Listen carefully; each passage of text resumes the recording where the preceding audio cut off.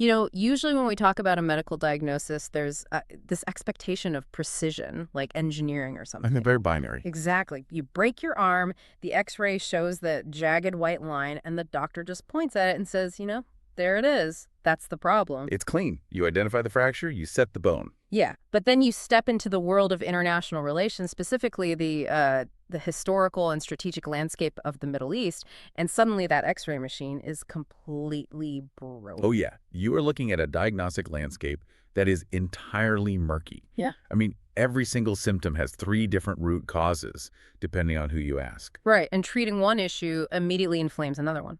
It is the absolute definition of diagnostic muddy waters. Hmm. But before we dive into that complexity, we have to lay down some very strict ground rules for today's briefing. Yeah, that's crucial. The source material we are covering today, the history, the geopolitics, the modern warfare surrounding the Israel-Hamas conflict, it contains highly charged political and historical claims. And just to be absolutely clear to you listening, this deep dive will not take any sides. None whatsoever. We are not endorsing any political viewpoints, left or right, regional or global. Right. Our sole objective here is to impartially deconstruct the facts, the official positions, chronologies, and the strategic doctrines exactly as they are presented in the source text. Basically acting as a mirror to the material. Exactly. So, to you, the listener, welcome to the Strategic Briefing. If you are prepping for an exam, drafting a policy paper, or, just trying to genuinely understand one of the most complex geopolitical nodes on the planet, you're in the right place. We are going to map out the geographic realities, the cause and effect chains of a century of conflict, and the exact strategic logic playing out on the ground today. And we are going to use active recall to lock this into your memory. We'll be using a strict 16-point analytical sequence for every major topic. And we're going to constantly connect the localized violence to the massive global architecture. I mean, we're talking about geoeconomics, supply chain vulnerabilities, maritime security. Specifically sea lines of communication, right? Or SLO. Yes, SLOCs. Yeah. And how middle powers like India navigate strategic autonomy in a totally multipolar world. Okay, so let's unpack this. We have to start with Module 1, which is the historical evolution and the geographic context, roughly looking at pre-1948 up to 2005. Let's start with the literal ground we're talking about. Yeah. Geographically, Israel is essentially a choke point connecting continents. You've got the Mediterranean Sea to the west, Egypt to the south, Jordan and Syria to the east, and Lebanon to the north. And what's really fascinating here is the sheer density of history layered onto this specific tiny piece of land. Oh, absolutely. The source text traces the Israeli lineage all the way back to the biblical figure Abraham, a patriarch recognized by both Judaism and Islam. And after the historical exodus from slavery in Egypt, these early populations settled in modern-day Israel. And right away, the geography fractures. Yeah, around 931 BCE, the region divided into 2 distinct kingdoms. You had Israel in the north and Judah in the south. And from there, it basically becomes, a highway for conquering empires. Like in 722 BCE, the Assyrians invade. Right, they dismantled the northern kingdom of Israel. Yeah, and then if you fast forward to the 6th century BCE, you've got the Babylonians sweeping in. They conquer Jerusalem, destroy the first temple. Which King Solomon built around 957 BCE. Right, and they forcibly expel the Jewish population to Babylon. But the geopolitical pendulum always swings. In 538 BCE, the Achaemenid Empire led by Emperor Cyrus conquers the Babylonians. And Cyrus actually allows the Jews to return and rebuild what becomes the Second Temple, right? He does. And this cycle of exile and return is really foundational to the strategic psyche we see today.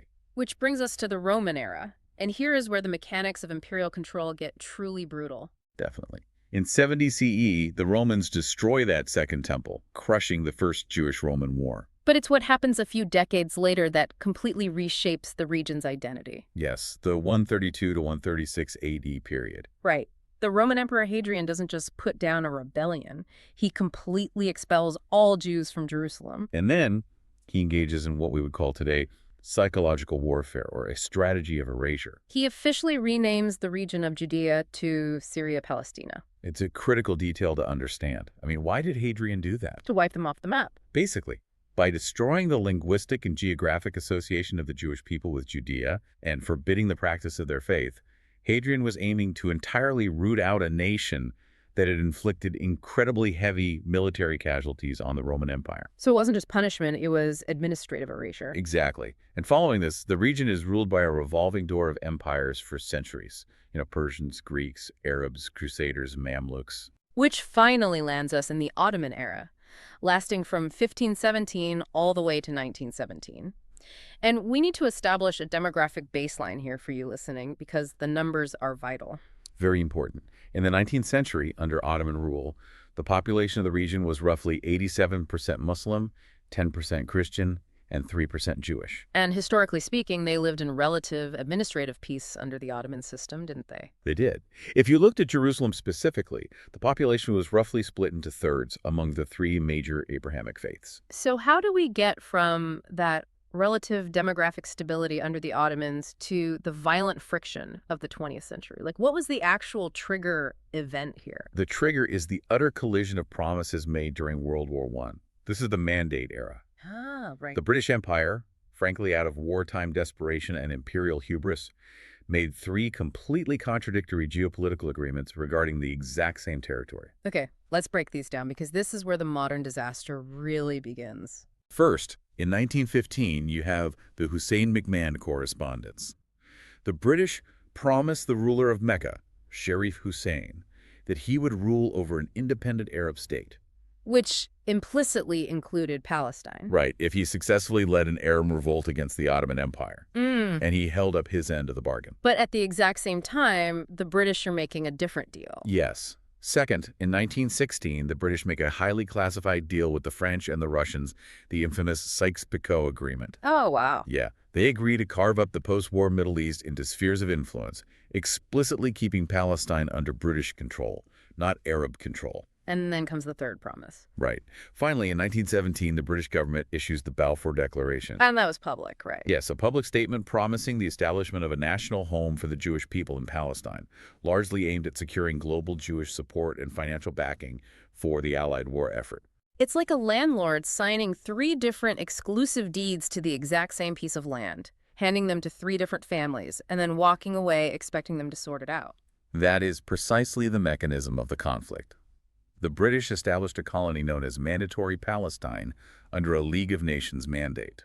And the Arab population vehemently opposed the Balfour Declaration because they rightly feared demographic subjugation. Meanwhile, facilitated by the British mandate, the Jewish population surged through immigration in the 1920s and 30s. Which brings us to the root causes of the early violence. You have Zionism on one side, a movement championed in the late 19th century by Theodore Herzl, which was driven by a desperate need for a safe Jewish homeland due to horrific European anti-Semitism. On the other side, you have Palestinian Arabs who had lived there for centuries, fighting against what they clearly perceived as European colonization and fighting for self-governance. This friction detonates in the 1936 Palestinian Arab Revolt against the British Mandate and Jewish immigration. And the British brutally suppressed that revolt, often using Jewish militias to help them do it. But then, realizing the situation was spiraling, the British issued a white paper severely limiting future Jewish immigration. And the timing of that white paper couldn't have been worse, historically speaking, because right on its heels is World War II and the Holocaust. Exactly. You have a massive traumatized population of displaced European Jews. Jewish organizations began illicitly bringing refugees into Palestine. And the violence between Jewish militias, Arab groups, and British forces became so untenable that the British simply threw their hands up and handed the problem to the newly formed United Nations. Which leads to the 1947 UN partition plan. The UN voted to split Palestine into a patchwork of separate Jewish and Arab states, with Jerusalem as an international city. Now, I have to ask, how did the stakeholders actually react to a map drawn by a committee in New York? Well, the Jewish leadership accepted it, as it offered international legitimacy for a state. And the Arab leadership? They categorically rejected it. They viewed it as the theft of their majority land by foreign powers to solve a European problem. This sets the stage for a cycle of absolute existential wars. And if you're listening and trying to build a chronological map of the security implications, let's walk through exactly how the territory shifted. Good idea. May 1948, the British mandate expires. David Ben-Gurion declares the independence of the State of Israel.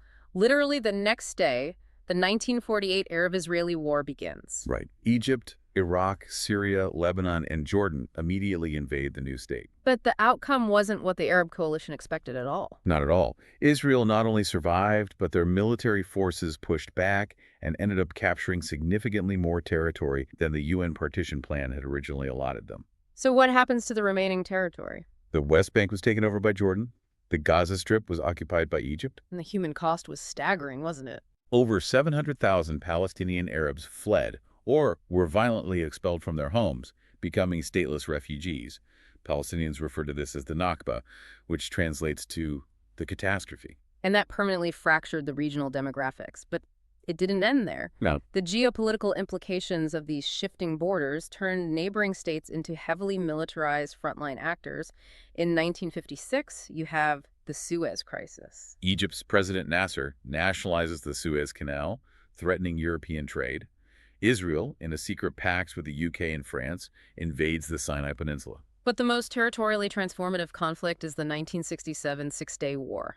Walk us through the mechanics of that, because the map we look at today was basically drawn in those 6 days. So in 1967, facing a massive buildup of Egyptian, Syrian, and Jordanian forces on its borders, Israel launches a devastating preemptive strike. And in less than a week. In less than a week, Israel captures the Gaza Strip and the Sinai Peninsula from Egypt, the West Bank and East Jerusalem from Jordan, and the Golan Heights from Syria. That is a massive expansion of strategic depth. Massive. And it brings millions of Palestinians directly under Israeli military occupation. And this is followed by the 1973 Yom Kippur War, right? Correct. Egypt and Syria launch a surprise attack on the holiest day of the Jewish calendar to regain lost territory. Israel eventually repels them, but at a huge cost, shattering their aura of invincibility. And we can't forget 1982 when Israel invades Lebanon specifically to root out the Palestinian Liberation Organization, the PLO, which had been launching attacks from across the northern border. Exactly. This constant state of war forced international institutional responses. You had the 1987 First Palestinian Intifada, a grassroots uprising involving boycotts, strikes, and stone throwing against the Israeli occupation. And that sustained pressure eventually forced both sides to the negotiating table, resulting in the 1993 and 1995 Oslo Accords. The Oslo Accords. Israeli Prime Minister Yitzhak Rabin and PLO leader Yasser Arafat shaking hands on the White House lawn. Right. This created the Palestinian Authority, granting limited self-rule in parts of the West Bank and Gaza. But it's vital to note that Oslo was designed as an interim agreement, a 5-year framework to lead to a permanent status resolution. It never resolved the core issues, did it? No. Borders, the status of Jerusalem, or the right of return for Palestinian refugees were left entirely unresolved. Now, I want to pull a thread here for you listening, especially regarding India's strategic positioning. Amidst all this Cold War-era conflict, how is India responding? India's response is a textbook study in balancing strategy and strategic autonomy. Keep in mind, India was one of the first non-Arab countries to recognize the Palestinian Liberation Organization as the sole legitimate representative of the Palestinian people. Right, and in 1988, India officially recognized the state of Palestine. Which perfectly aligns with India's post-colonial stance and its leadership in the non-aligned movement. Precisely. Yeah. But simultaneously, India slowly began normalizing relations with Israel in 1992. Recognizing the massive benefits of Israeli defense technology and agricultural advancements. India built a policy of dehyphenation dealing with Israel and Palestine as separate, independent relationships. Which brings us to the crucial transition point, 2005. Because the Oslo Accords ultimately failed to bring peace, leading to the incredibly violent Second Intifada in 2000. And by 2005, the political calculus in Israel shifted drastically. Prime Minister Ariel Sharon decided to unilaterally disengage from the Gaza Strip. Right. Israel dismantled all 21 Jewish settlements in Gaza and withdrew its military forces from the interior of the Strip. But this wasn't a peace treaty. Israel still controlled the borders, the airspace, and the maritime access. Exactly. And that power vacuum inside Gaza set the exact stage for the extremist group Hamas to win parliamentary elections in 2006. Leading to a violent takeover of the Strip by Hamas in 2007. Okay, let's crystallize this for you, the listener. If you are tracking this historical genesis for an exam or a briefing, and you need a tight 150-word mental framework to hold all these moving parts, how would you structure it? I would focus on the transition of power and the broken promises. Okay, so starting where? Start with the shift from stable Ottoman rule to the British Mandate. Highlight how the contradictory treaties of World War I Balfour and Sykes-Picot created overlapping claims. Got it. then detailed the 1947 UN partition plan as the catalyst for the 1948 and 1967 wars, which violently altered the territorial realities. And the conclusion. Conclude with how the failure of the Oslo Accords in the 90s directly led to the fractured, highly militarized governance we see by 2005. And if you had to expand that into a full 250-word written analysis, let's go through the intro, body, conclusion structure. Sure. In the introduction, define the pre-1917 demographic baseline, the 87% Muslim, 10% Christian, 3% Jewish split. And the first body paragraph. Explain the British trilemma, Balfour, Sykes-Picot, and the Promise to Mecca. Testing body paragraph. Explain how the post-WWII UN intervention triggered the 1948 Nakba and the 1967 Six-Day War, resulting in the occupation of the West Bank and Gaza. And to wrap it up. In the conclusion, analyze how the failure of the Oslo Accords cemented a fractured governance model. Perfect. The key words you definitely want to underline in that analysis: Balfour Declaration, Mandatory Palestine, the Nakba, the Six-Day War, the Oslo Accords, and Hadrian's Syria-Palestina. Excellent. Let's quickly loop back and drill the timeline so it really sticks. 1917 is the Balfour Declaration. 1947 is the UN partition plan. 1948 is Israeli independence, the first Arab-Israeli war, and the Nakba. 1967 is the Six-Day War. And 1993 is the Oslo Accords. Now, here are two active recall questions for you to answer in your head right now. First, which specific war resulted in Israel capturing both the Gaza Strip and the West Bank? Think about it. The answer is the 1967 Six-Day War. Second question, what was the name of the agreement that officially created the Palestinian Authority? And the answer is the Oslo Accords. The core takeaway from this entire historical module is the shift from unified regional claims under an imperial umbrella to a violently partitioned reality. The contradictory promises of colonial powers laid a foundation that made existential conflict almost inevitable. It's the ultimate cautionary tale of imperial overstretch. Absolutely. Okay, let's pull ourselves out of the history books and look at the modern reality. This brings us to Module 2, the core dispute, territorial control, and the catastrophic trigger of 2023. Let's map out the modern territories as they stand today, because the governance is completely split. Let's start with the Gaza Strip. It's a tiny, intensely narrow coastal region on the Mediterranean, bordered by Israel on two sides and Egypt's Sinai Peninsula to the south. It is one of the most densely populated pieces of land on Earth. And since 2007, it has been under the total administrative and military control of Hamas. But control is a complicated word here. I mean, Hamas runs the internal government, but Israel controls the airspace, the coastline, and exercises a strict blockade on goods and people entering or leaving through Israeli checkpoints. Meanwhile, Egypt tightly manages the sole southern border crossing at a city called Rafah. Contrast that with the West Bank. It is a larger, landlocked territory bordered by Israel and Jordan. It is governed by Fatah, which controls the Palestinian Authority. However, it's not a contiguous state. It's a fractured archipelago of Palestinian cities surrounded by Israeli military checkpoints and expanding Israeli settlements. And then there's Jerusalem, which is really the emotional and religious nucleus of the entire conflict. Both sides claim it as their capital. It was divided in 1948, the west to Israel, the east to Jordan.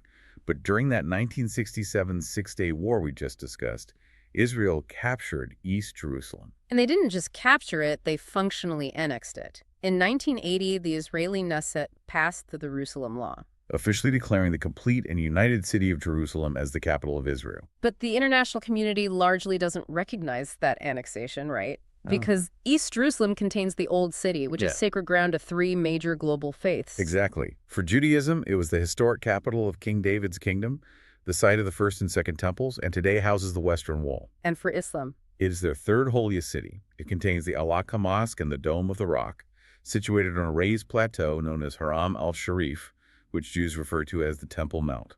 And for Christianity, the Church of the Holy Sepulchre marks the historical site of the crucifixion and resurrection of Jesus. It is a geographic powder keg. Which brings us to the events that lit the fuse. The immediate precursor to the current war happened in May 2021. Palestinian families in the Sheikh Jarrah neighborhood of East Jerusalem were facing forced evictions by Israeli settler organizations. Massive protests erupted. And those protests spilled over into the Old City.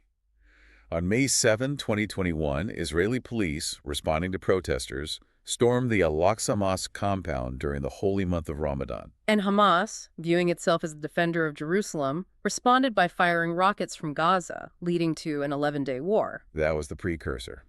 But the catastrophic trigger event, the one that shattered the modern paradigm, was October 7, 2023. Walk us through the mechanics of that morning. October 7th fell on Shemini Atzeret, a major Jewish holiday that closes out the Sukkot festival. The timing was entirely strategic. The Israeli Defense Forces, the IDF, were largely distracted, with many battalions repositioned to the West Bank to protect settlers during the holidays. At exactly 6:30 in the morning, Hamas and the Palestinian Islamic Jihad, the PIJ, launched a highly coordinated, multi-domain attack. And we need to talk about how they did it, because it completely bypassed some of the most sophisticated defense technology on Earth. Yeah. I mean, Israel relies on the Iron Dome, an automated anti-missile system that tracks incoming rockets and calculates their trajectory. If a rocket is heading for a populated area, the system fires an interceptor missile to blow it up in the sky. It has a historically massive success rate. Right. How did Hamas beat the math? Through sheer overwhelming volume, swarm tactics. In just 20 minutes, Hamas launched 2,200 rockets. Wow. The Iron Dome's radar and targeting algorithms were simply saturated. There weren't enough interceptor batteries to process and engage that many targets simultaneously. But the rockets were just the cover fire, weren't they? Precisely. Under the cover of that barrage, roughly 1,500 heavily armed militants breached the Gaza-Israel barrier. And again, this is supposed to be an impenetrable smart fence rigged with seismic sensors, cameras, and remote-controlled machine guns. So how do you breach a billion-dollar smart fence? With analog tactics. They used commercial explosive drones to drop grenades directly onto the cellular communication towers and sensor relays, Right. blinding the IDF command centers. Once the cameras were blind, they used bulldozers and explosives to physically tear down the fencing. They used motorized paragliders to fly right over the walls. They used motorboats to bypass the naval blockade. It was a staggering intelligence failure by Israel's SIGINT signals intelligence agencies. Because Hamas had supposedly been planning this for 2 years, using hardwired phone lines deep underground, completely avoiding cellular networks that Israel monitored. Exactly. The militants poured into southern Israel. They infiltrated kibbutzim, military bases, and a music festival. 1,200 people were killed, making it the deadliest single day for the Jewish people since the Holocaust. And crucially, they abducted 250 hostages, dragging them back into the subterranean tunnel network in Gaza. Yeah. I have to pause you there and ask about the root causes and the strategic motivations.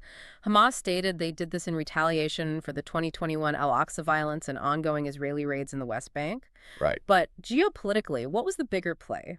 Taking 250 hostages invites the full wrath of the IDF. What were they trying to achieve?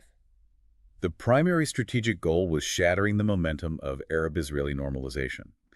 In the years prior, via the Abraham Accords, Israel was rapidly normalizing diplomatic and economic relations with major Arab states like the UAE, Bahrain, and Morocco. And they were on the verge of a historic treaty with Saudi Arabia, right? Exactly, and the Palestinian issue was being completely bypassed in those deals. So Hamas realized that if Saudi Arabia normalized ties with Israel, the Palestinian cause would be permanently marginalized. October 7th was designed to provoke such a massive, devastating Israeli military response that Arab capitals would be forced by their own outraged domestic populations to abandon the normalization process. But this raises a glaring question about Israel's prior strategy.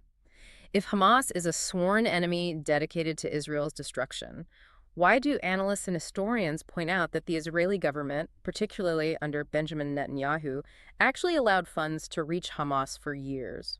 It sounds entirely counterintuitive. Yeah. Why prop up your enemy? It's a Machiavellian containment strategy that catastrophically backfired.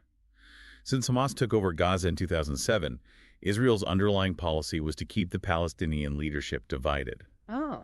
By allowing Qatari cash to sustain the Hamas government in Gaza, Israel ensured that Hamas remained just strong enough to maintain a deep political fracture with the Fatah-led Palestinian Authority in the West Bank. Divide and conquer. If the Palestinians are split between two rival governments, they can't form a unified diplomatic front to demand a contiguous two-state solution. Exactly.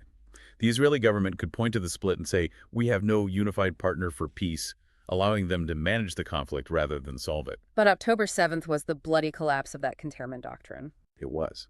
And Israel's response was swift and total. The strategic motivation shifted immediately from containment to eradication. The IDF launched Operation Iron Sword. But this wasn't just airstrikes. Israel's defense minister announced a complete siege of the Gaza Strip. They cut off the supply of electricity, water, food, and fuel. The objective was to completely dismantle Hamas's military and governing capabilities and to rescue the hostages. But the reality of fighting an enemy embedded in a vast 300-mile underground tunnel system beneath one of the most densely populated urban centers on Earth meant that the civilian death toll was going to be unprecedented. Exactly. Let's talk about the global impact, specifically the impact on India. How did New Delhi react to this massive paradigm shift? India's initial response was a swift and unequivocal condemnation of the October 7th terror attacks. Prime Minister Modi expressed deep solidarity with Israel in the immediate aftermath. However, as the total siege began and civilian casualties in Gaza skyrocketed, India had to engage its balancing strategy. Right, because India has deep strategic partnerships with the Arab world as well. India relies heavily on the Gulf states for energy security and has a massive diaspora there. So, within weeks, India began softening its rhetoric, sending humanitarian aid to Palestine via Egypt, and reiterating its long-standing official position supporting a negotiated two-state solution. It was a tightrope walk of strategic autonomy. And the economic implications were immediate. Local economies in southern Israel and Gaza were obliterated, but regional markets instantly felt the shockwaves, bracing for the possibility that the conflict wouldn't stay contained. The geopolitical implications were profound. Hamas largely achieved its immediate disruptive goal. The Saudi-Israeli normalization talks were instantly frozen. Arab states pivoted sharply back to centering the Palestinian issue. And the institutional dimensions began to shift rapidly, with international organizations demanding humanitarian pauses as over half of Gaza's population was displaced southward, cramming into a bottleneck at the Rafah crossing. If you're building a mental framework for this specific module, the strategic logic of the October 7 attack, how do you synthesize this for an exam or a high-level briefing? What's the 150-word synthesis? Your 150-word synthesis needs to hit 3 pillars. First, highlight the timing. Exploiting a distracted IDF on the Shemini Atzeret holiday. Second, Detail the tactical methods, overcoming billion-dollar border infrastructure by overwhelming the Iron Dome with rocket volume and using analog, multi-domain breaches to blind sensors. and the third pillar? List the strategic goals. Retaliating for perceived desecrations of Al-Aqsa, leveraging hostages for prisoner swaps, and violently disrupting the momentum of Arab-Israeli normalization. And if we expand that into a 250-word structure, what's the intro? Introduction. Define the pre-2023 governance split Hamas and Gaza, the PA, in the West Bank, and explain Israel's divide-and-conquer containment strategy. Body paragraph 1. Discuss the immediate triggers, specifically the May 2021 Sheikh Jarrah protests and the Al-Aqsa clashes, contextualized against the backdrop of the Abraham Accords. Body paragraph 2. Analyze the tactical execution of October 7th, the massive intelligence failure of Israel's SIGINT, and the swarm tactics, and detail Israel's Operation Iron Sword response. And the conclusion. Summarize the paradigm shift from a doctrine of manageable containment to a reality of total asymmetrical siege warfare. Critical keywords to underline here. Temple Mount Haram, Al-Sharif, Operation Iron Sword, the Iron Dome, Shemini Atzeret, and the political rivalry between Fatah and Hamas. Right. Let's do a rapid revision recap. We have 2 governing bodies, Hamas in Gaza, Fatah in the West Bank. We have the contested holy sites in Jerusalem, the Temple Mount for Jews, Haram al-Sharif for Muslims. And the 2 pivotal dates, the May 2021 Sheikh Jarrah protests and the October 7, 2023 Hamas attack. Time for active recall. Let's see if you can answer these 2 questions mentally. First, who actually administers the religious aspects of the Temple Mount and Al-Aqsa compound in Jerusalem? The answer is the Jordanian Waqf, an Islamic trust funded by Jordan. Second question, what is the name of the sole route for humanitarian aid to enter Gaza directly from a country other than Israel? The answer is the Rafah, crossing on the Egyptian border. The final capsule to hold on to for this section.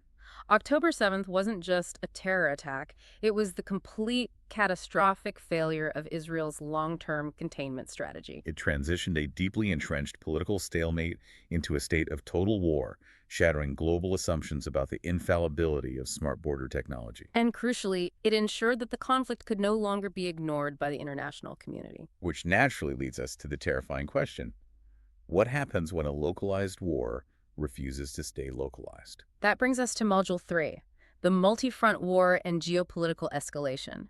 Because this didn't just stay in Gaza, the geopolitical dominoes fell immediately, activating a massive regional network. The core background concept here is what Iran calls the axis of resistance. And this isn't a formal NATO-style military alliance, is it? No, it is an informal, highly coordinated political and military network led and heavily funded by Iran. Its primary nodes include Hamas and the PIJ in Gaza, Hezbollah in Lebanon, and the Houthi rebel forces in Yemen, along with various militias in Iraq and Syria. So what was the trigger event that brought them into the war? As Israel initiated its massive bombardment and ground operations inside Gaza, the axis activated. Almost immediately, Hezbollah began firing anti-tank missiles and rockets across the border into northern Israel. At the same time, the Houthis in Yemen began launching drones toward the southern Israeli port of Eilat, and far more dangerously, began hijacking and firing ballistic missiles at commercial shipping vessels in the Red Sea. Let's dig into the root causes here. Why is Iran funding this ring of fire? What is their grand strategy? Iran's strategic doctrine is built on forward defense. By arming and training proxy forces on Israel's immediate borders, Iran creates a deterrent against Israeli or U.S. strikes on Iranian soil. It is rooted in their ideological resistance to Western hegemony in the Middle East. If Israel is permanently bogged down fighting Hezbollah in the north and Hamas in the south, they lack the bandwidth to directly threaten Tehran. Let's look at the stakeholders and their specific tactical objectives, because they differ. Hezbollah's objective wasn't initially a full-scale invasion. Their goal was to tie down tens of thousands of IDF soldiers in the north, stretching Israeli resources and forcing the evacuation of northern Israeli towns. Exactly. Meanwhile, the Houthis' objective was economic warfare. By attacking ships in the Red Sea, they aimed to enact a de facto economic blockade to force international pressure for a ceasefire in Gaza. Iran's objective was to maintain regional deterrence without triggering a direct war with the United States. And Israel's objective rapidly shifted from purely fighting Hamas to executing preemptive strikes and high-level assassinations across multiple sovereign borders to decapitate this axis. And that leads to a terrifying chronology of escalation, moving from shadow proxy wars to direct state-on-state conflict. Let's trace this timeline. It really boils over in April 2024. April 2024 is the Rubicon. Israeli warplanes strike an Iranian diplomatic compound in Damascus, Syria, assassinating top generals of the Islamic Revolutionary Guard Corps Quds Force. And in international law, an embassy compound is sovereign territory, so Iran has to respond directly to maintain face. Yes. 2 weeks later, Iran launches Operation True Promise. They fire over 300 drones, cruise missiles, and ballistic missiles directly from Iranian soil into Israel. It was unprecedented. Completely. For decades, they had only used proxies. Now it's direct state-on-state fire. But the damage was minimal, right, because of international coordination. Correct. The U.S., the U.K., France, and crucially neighboring Arab states like Jordan actively helped Israel track and intercept 99% of the projectiles. But the psychological threshold was crossed. Days later, Israel retaliated with a highly precise, calibrated strike near a nuclear facility in Isfahan, Iran, basically sending the message, we can hit your most sensitive targets anytime we want. Think of the Red Sea like the world's most critical financial artery. And in July 2024, the Houthis essentially applied a geopolitical tourniquet to it. A Houthi drone traveled 16 hours, completely undetected by radar, and struck an apartment building in Tel Aviv. And Israel responded the very next day with a massive airstrike on the Hodeidah port in Yemen. Hodeidah is the critical infrastructure node the Houthis use to import Iranian weapons and oil. But the true escalation happens on the northern front, in Lebanon. Late July 2024, a rocket from Lebanon hits a soccer field in the Golan Heights, killing 12 Druze children. The IDF retaliates by assassinating Fawad Shukr, a founding commander of Hezbollah, right in the heart of Beirut. And then we reach September 2024, which introduces tactics that look like they belong in a sci-fi thriller, the pager explosions. Walk us through the mechanics of that, because it completely redefined supply chain warfare. For years, Hezbollah's leader, Hassan Nasrallah, had ordered his operatives to abandon smartphones, knowing Israel's SIGINT agencies could track them. They switched to low-tech pagers and walkie-talkies. But Israeli intelligence essentially intercepted the physical supply chain of these devices before they reached Lebanon. Exactly, implanting tiny amounts of highly explosive P10 near the batteries. And on a single day in September, thousands of these devices detonated simultaneously in the pockets and hands of Hezbollah operatives across Lebanon and Syria. It was a devastating tactical blow. It blinded Hezbollah's command and control. Hospitals were overwhelmed. And Israel capitalized on the chaos immediately. On September 27th, Israeli jets dropped roughly 80 bunker buster bombs on a residential block in Beirut, assassinating Hassan Nasrallah himself. Nasrallah had led Hezbollah for over 30 years. His death sent shockwaves through the entire region. And by October 1st, 2024, the IDF launched a massive ground invasion into southern Lebanon to clear out Hezbollah infrastructure, resulting in civilian displacement and destruction that quickly surpassed the 2006 Lebanon War. And the assassinations didn't stop with Hezbollah. Looking back to July 31st, 2024, Hamas's top political leader, Ismail Haniyeh, was assassinated by a covert explosive device hidden in his guest house in Tehran, right after attending the inauguration of Iran's new president. And later, on October 17, the IDF troops operating in southern Gaza unexpectedly encountered and killed Yahya Sinwar, the military mastermind behind the October 7th attacks. So Israel is systematically dismantling the leadership of the axis of resistance. But this is where we have to force the connection back to the global economy. What are the economic implications of all this? Specifically, how does a war in the Levant impact a consumer in New Delhi or London? It all comes down to the Houthi blockade in the Red Sea. Roughly 12% of global trade and 30% of global container traffic normally passes through the Suez Canal. By firing missiles at commercial ships, the Houthis made the Red Sea uninsurable. The shipping companies literally couldn't afford the insurance premiums. Exactly. So major global shipping conglomerates, Maersk, Hapag-Lloyd, diverted their massive cargo ships around the entire continent of Africa, past the Cape of Good Hope. Which adds 10 to 14 days to a journey from Asia to Europe. It consumes thousands of tons of extra fuel. It causes a massive shortage of empty shipping containers in Asian ports. All of those extra costs are passed directly to the consumer, fueling global inflation. And this demands a massive security response. This isn't just an Israeli problem anymore, it's a global trade crisis. What was India's response? India's response is a brilliant execution of strategic autonomy and naval diplomacy. India did not join the U.S.-led military coalition bombing Houthi targets in Yemen. However, the Indian Navy heavily deployed guided missile destroyers into the western Indian Ocean and the Arabian Sea, Acting as a net security provider. Precisely. Indian naval commandos launched multiple daring rescue operations, boarding hijacked commercial ships to rescue international sailors, including Indian nationals from Somali pirates who were taking advantage of the chaos. India protected global SLOCs without taking sides in the Middle Eastern land war. And the geopolitical implications of this entire multi-front war are staggering. The unwritten rules of pure proxy warfare between Israel and Iran have been permanently rewritten. We've seen ballistic missiles flying directly between sovereign states. We've seen international coalitions scrambling to intercept them using advanced tech like the Arrow 3 system. And legally, this highlights the failure of institutional dimensions. For instance, UN Resolution 1701. This was the resolution meant to end the 2006 Lebanon war. It specifically mandated that Hezbollah withdraw its armed forces north of the Litani River, creating a buffer zone on Israel's border. But it was never fully enforced by the UN peacekeeping force, UNIFIL, or the Lebanese army. That failure laid the exact groundwork for the 2024 invasion. Okay, let's prep you, the listener. If you need to synthesize the regionalization of the Gaza conflict for an exam, what is the 150-word framework? Right, how do we structure that? You need to map the geography of the escalation.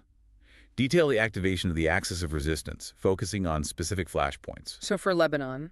Mention the Golan Heights rocket attack, the supply chain pager explosions, and the IDF ground invasion. For Yemen? Detail the Houthi disruption of Red Sea SLOCs. And finally, emphasize the paradigm shift to unprecedented direct military exchanges between Israel and Iran. and the expanded 250-word structure. Intro. Introduction.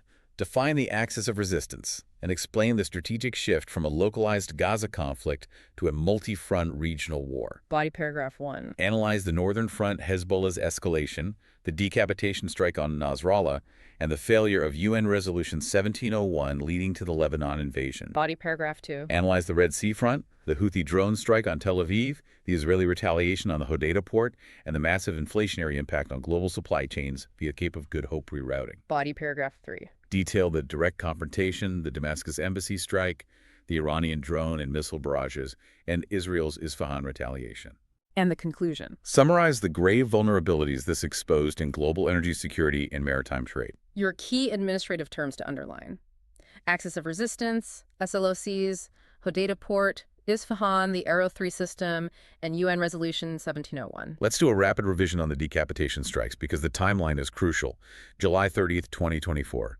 Hezbollah commander Fuad Shukr killed in Beirut. The very next day, July 34, Hamas leader Ismail Haniyeh killed in Tehran. September 27, Hezbollah chief Hassan Nasrallah killed in Beirut. And October 17th, Hamas military leader Yahya Sinwar killed in Rafah. Active recall time. 2 questions for you. First, which specific Yemeni port did Israel strike with fighter jets in retaliation against Houthi drone attacks? The answer is the Hodeidah port. Second, what highly advanced anti-missile system did Israel utilize alongside international military support to intersect Iranian ballistic missiles in space? And the answer is the Arrow 3 system.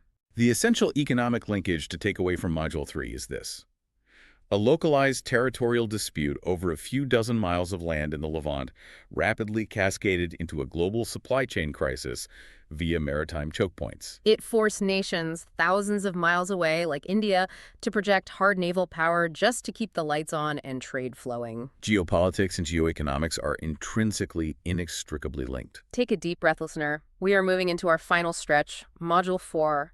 Institutional responses, the 2025 ceasefire timeline, and the strategic dilemmas of a multipolar world. Let's look at the background.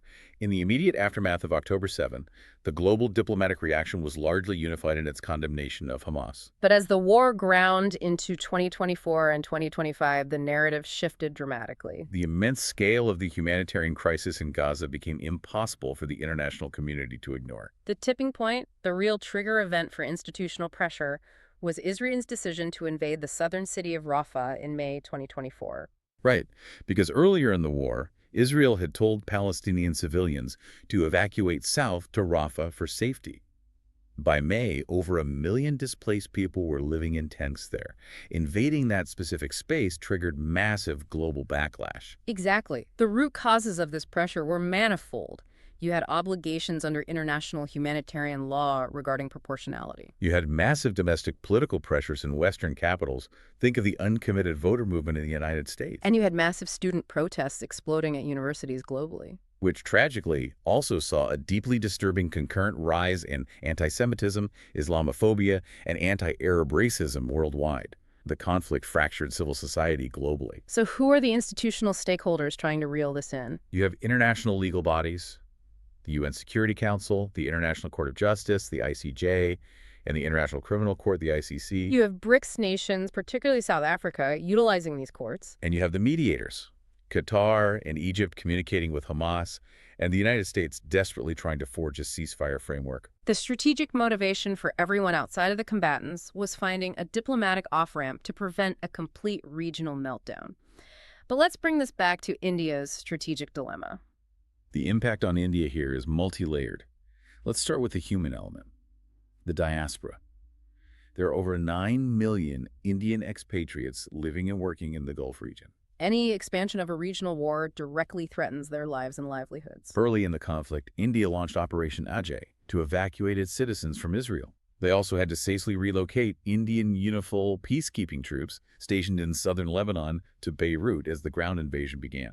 And interestingly, as Israel revoked the work permits of roughly 100,000 Palestinians due to security concerns, new bilateral agreements were signed to bring Indian construction and agricultural workers into Israel to replace them. It's a complex economic web. But strategically, what was the biggest blow to India? The massive delay of the IMES, the India-Middle East-Europe Economic Corridor. This was supposed to be India's strategic counter to China's Belt and Road Initiative. The plan was to ship goods from India to the UAE, put them on a rail network crossing Saudi Arabia and Jordan into Israel, and then ship them from the Israeli port of Haifa directly to Greece and Europe. But you can't build a rail network through the Middle East connecting Arab capitals to an Israeli port while a catastrophic war is ongoing in Gaza. The political capital required from Saudi Arabia completely vanished. Exactly. The geopolitical implications here show multipolarity in stark action. The U.S. is expending massive diplomatic energy trying to mediate, while looking increasingly isolated on the UN stage. China is sitting back, watching Western alliances strain and occasionally hosting Palestinian unity talks. And BRICS nations are actively utilizing the architecture of international law to challenge Western-aligned nations. Let's talk about that international law, because this is where the institutions fundamentally clash with sovereign state power. We need to explain the difference between the courts. Right. The ICJ, the International Court of Justice, deals with disputes between nations. In December 2023, South Africa formally filed a case at the ICJ accusing Israel of violating the Genocide Convention. By May 2024, the ICJ issued a legally binding order for Israel to immediately halt its military offensive in Rafah. Did Israel stop? No, because the ICJ has no enforcement mechanism. It has no police force. And what of the ICC? The ICC, the International Criminal Court, deals with prosecuting individuals for war crimes. In a massive geopolitical earthquake on November 21, 2024, the ICC officially issued arrest warrants for Israeli Prime Minister Benjamin Netanyahu and former Defense Minister Yoav Gallant, alongside Hamas military commander Mohammed Deif. Though Israel claimed they had already assassinated Deif months prior. Issuing an international arrest warrant for the sitting, democratically elected leader of a key U.S. ally is unprecedented. It completely fractured the international legal system. The U.S. denounced the warrants, while European nations were legally bound to arrest Netanyahu if he landed on their soil. And the institutional breakdown continued. In October 2024, the Israeli Knesset formally voted to ban UNRWA, the primary United Nations relief agency operating in Gaza, designating it a terrorist organization. Because Israel alleged that several UNRWA employees had directly participated in the October 7th attack. Yes, but banning the agency completely crippled the logistical distribution of humanitarian aid, accelerating the starvation crisis. So how did India navigate this diplomatic minefield? India adhered strictly to the principles of Appanarapara's strategic self-reliance. They navigated the multipolar divide by carefully managing their defense technology dependence on Israel while aggressively securing their long-term energy contracts with the Gulf states. They championed the voice of the global South, insisting on diplomacy without alienating their Western tech partners. Okay, we need to walk through the endgame outlined in the source text. The highly volatile 2025 ceasefire timeline. How does this war ostensibly wind down? The text outlines a brutal start-and-stop chronology for 2025. It begins on January 15, 2025, with a much-anticipated three-stage breakthrough agreement. Each stage is designed to last 42 days, involving sequential hostage releases in exchange for Palestinian prisoners and a surge of humanitarian aid. But the text notes that this breaks down almost immediately. Yes. By March 18, 2025, negotiations over the second phase, which required a permanent end to hostilities, collapsed completely. Israel accuses Hamas of withholding hostage lists, and Hamas accuses Israel of refusing to withdraw troops from the Philadelphia corridor, the critical border strip between Gaza and Egypt. Military action resumes, and it escalates. In May 2025, Israel launches an expanded offensive to root out reconstituted Hamas battalions in northern Gaza. By August and September of 2025, Israeli forces execute a final, devastating push into Gaza City to entirely dismantle any remaining underground infrastructure. The humanitarian toll peaks here. The UN officially declares a state of famine in multiple Gaza governorates. The sheer horror of the famine forces the final diplomatic push. In September 2025, the newly inaugurated U.S. administration under Donald Trump publishes a rigid 20-point framework for ending the war, leveraging massive financial threats against both regional allies and adversaries to force compliance. And finally, on October 13, 2025, a new ceasefire and hostage agreement takes effect based on that Trump framework, marking the formal end of major organized military operations. Though low-level insurgency continues. Let's lock this into a framework for the listener. If you are tasked with outlining institutional law and the 2025 ceasefire implementation, what is your 150-word synthesis? Trace the friction between international law and military reality. Note the ICJ rulings against the Rafah offensive and the unprecedented ICC arrest warrants for Israeli and Hamas leadership. Contrast this institutional pressure with the collapse of the UN aid apparatus, specifically the Knesset banning UNRWA. Conclude by mapping the diplomatic timeline. The failed January three-stage agreement, the tragic resumption of war leading to famine, and the final enforcement of the October 2025 Trump ceasefire framework. And the deep dive 250-word structure. Intro. Introduction. Outline the failure of the international community to mitigate the initial humanitarian crisis leading to legal escalation. Body paragraph 1. Analyze the legal dimensions. Differentiate the ICJ's state-level South Africa case from the ICC's individual warrants for Netanyahu and Gallant, and explain the administrative vacuum caused by banning UNRWA. Body paragraph 2. Map the volatile 2025 timeline. the January breakthrough, the March collapse over the Philadelphia corridor, the final Gaza offensives, and the October resolution. Body paragraph 3. Synthesize the impact on strategic partners like India, the freezing of the IMEC, the massive challenge of diaspora management, and the necessity of balancing multipolarity. Conclusion. Emphasize that a ceasefire is not peace, and highlight the long-term strategic requirement for a contiguous two-state solution. Crucial keywords to highlight: UNRWA, ICJ versus ICC, IMEEC, the Philadelphia corridor at Manavar-Varat, and the Trump 20-point framework. Let's do a rapid revision recap on those acronyms. ICJ is the International Court of Justice, dealing with state-versus-state disputes, like the Genocide Convention case. ICC is the International Criminal Court, issuing individual arrest warrants. And the 2025 timeline. January breakthrough, March collapse, May expansion, August famine, September Trump framework, October ceasefire. Let's do our final active recall for you listening. 2 questions. First, what is the name of the future-oriented multimodal rail and shipping connectivity project that was heavily delayed by the political fallout of the war? The answer is the IMEE, the India, Middle East, Europe Economic Corridor. Second, what primary United Nations relief agency did the Israeli Knesset officially ban from operating in late 2024? The answer is UNRWA. If we pull all the way back and look at the biggest possible picture, the legal, diplomatic, and economic threads of this final module show us something terrifying. Regional conflicts don't exist anymore. The globalization of trade and law means a localized war permanently alters global administrative structures. A territorial war in Gaza delayed a massive trade corridor to Europe, inflated the cost of goods globally, and resulted in unprecedented legal actions against sitting heads of state that fractured the Western consensus on international law. The butterfly effect is no longer a theory. It is the daily reality of geoeconomics. Listener, I want to sincerely commend you for getting through this. This was an incredibly dense, heavily layered strategic briefing. We covered millennia of ancient history, the catastrophic collision of imperial treaties, multi-domain military tactics, global supply chain disruptions, and highly complex international legal timelines. My advice, keep revisiting these facts. Use this session as a permanent memory reinforcement system. Build those intertopic linkages in your mind. Whenever you read a headline about a shipping delay, connect it back to the geopolitics of the Red Sea. Stay relentlessly curious. And before we end this session, I want to leave you with a final, highly provocative thought drawn directly from the strategic text regarding the future. As of late 2025, the international community is aggressively pushing for a post-war political transition and the establishment of a new transitional governance model inside Gaza. But here is the ultimate paradox for you to mull over. How can a truly independent Palestinian Authority function or a genuine post-war transition occur when the reality on the ground is that Israel currently retains absolute military control, newly paved security corridors, and heavily restricted buffer zones over roughly 50 to 55% of Gaza's total territory?